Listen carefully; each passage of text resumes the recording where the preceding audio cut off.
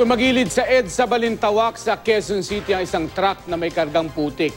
3 ang nasugatan. Makibalita tayo kay Athena Imperial. Nagkalat ang burak sa mahigit kalahating bahagi ng EDSA northbound sa Balintawak, Quezon City pasado alas 10 kagabi.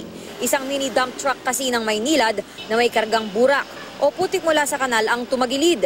Basag din ang windshield ng truck.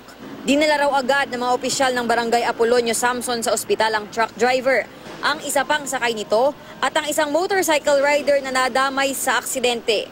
Ang bilis nung truck na yan kasi sabi nung driver may kinatata siya nung taxi at saka yung motor kaya binigla siguro niya paggabi kaya bumaliktad yan.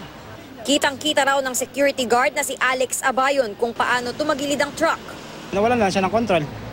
Nasa gitna siya bigla siyang gumilid sa bigat siguro ang dala niya, bigla tumumba.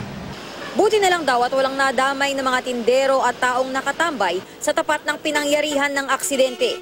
Yun nga lang, dahil mahigit 1 oras nakakalat ang burak sa EDSA, maraming mga motoristang bumabagtas dito ang nadamay. Ibababa sa 10 motorsiklo ang nagpagewang-gewang at sumemplang dahil sa dulas ng kalsada. Di dapat po kasi nung nagkaroon po ng aksidente dyan, dapat meron na po kasi mga signage po doon na bawal na dumaan dito sa parte na to. Nagdulot ng pagbagal sa daloy ng trapiko ang aksidente. 2 lanes lang kasi ang ligtas daanan. Alas 12 ng hating gabi nang dumating ang mga tow truck ng MMDA. Pasado 1:00 ng madaling araw ng hakuti ng burak at mag-aalas 2 naman ng bombay nito ng tubig. Athena Imperial, GMA News.